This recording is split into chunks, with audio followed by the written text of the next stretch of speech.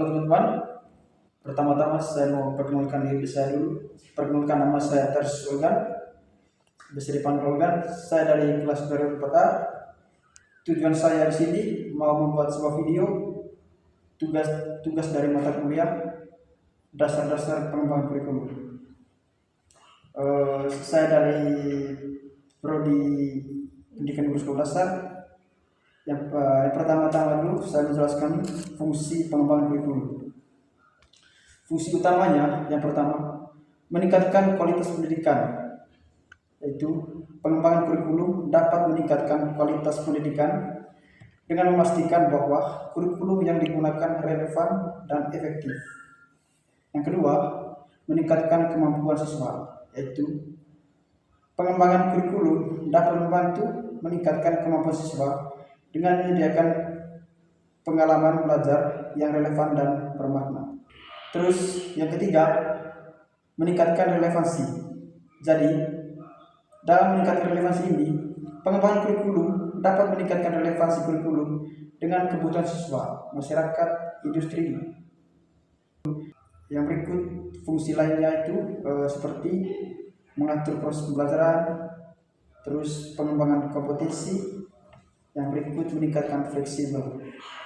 Di sini itu saja penjelasan dari fungsi-fungsi pengembangan kurikulum. Baik, yang berikut saya menjelaskan itu tentang prinsip dasar pengembangan kurikulum.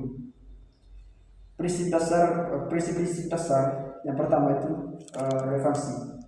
Jadi dalam prinsip relevansi ini, kurikulum harus relevan dengan kebutuhan siswa, masyarakat, dan industri. Yang berikut kesesuaian. Dalam kesesuaian ini, kurikulum harus sesuai dengan tujuan pendidikan dan kebutuhan siswa. Yang berikut fleksibilitas. Jadi dalam fleksibilitas ini, kurikulum harus fleksibel dan dapat disesuaikan dengan kebutuhan siswa dan masyarakat. Yang keempat, integrasi. Dalam integrasi ini, kurikulum harus memiliki integrasi dan konsistensi dalam mencapai tujuan pendidikan. Yang kelima, partisipasi. Jadi kurikulum harus melibatkan partisipasi aktif dari siswa, guru, dan masyarakat dalam proses pembelajaran.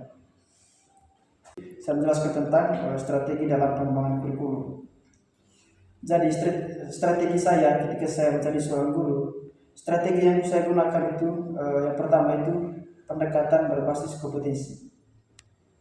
Dalam pendekatan berbasis kompetensi ini, mengembangkan kurikulum yang berbasis pada kompetensi yang ingin dicapai oleh siswa. Yang kedua, pendekatan berbasis proyek. Jadi dalam pendekatan berbasis proyek ini juga mengembangkan kurikulum yang berbasis pada proyek-proyek yang nyata dan relevan dengan kehidupan siswa. Jadi yang ketiga itu pendekatan berbasis teknologi. Dalam pendekatan berbasis teknologi ini juga mengembangkan kurikulum yang memanfaatkan teknologi untuk meningkatkan efektivitas pembelajaran. Jadi teman-teman, mungkin itu saja penjelasan dari masing-masing, mulai dari fungsi tadi, prinsip-prinsip dan strategi-strategi yang digunakan ketika saya menjadi seorang guru. Jadi yang berikut saya menjelaskan dari beberapa tema di atas tadi. Saya menjelaskan contoh-contoh. Contoh yang pertama, saya jelaskan contoh strategi yang saya gunakan ketika saya menjadi seorang guru dalam pengembangan kurikulum sendiri. Jadi contohnya strategi pembelajaran aktif. Dalam strategi pembelajaran aktif ini, siswa kelas 2 bermain peran saat belajar tentang profesi. Mungkin itu saja contohnya. Yang berikut saya berikan contoh berkaitan dengan prinsip kurikulum dia sendiri. Jadi yang saya ambil itu tadi contohnya itu relevansi. Dalam relevansi ini, materi menjaga kebersihan diri sesuai dengan kebutuhan anak kelas 1.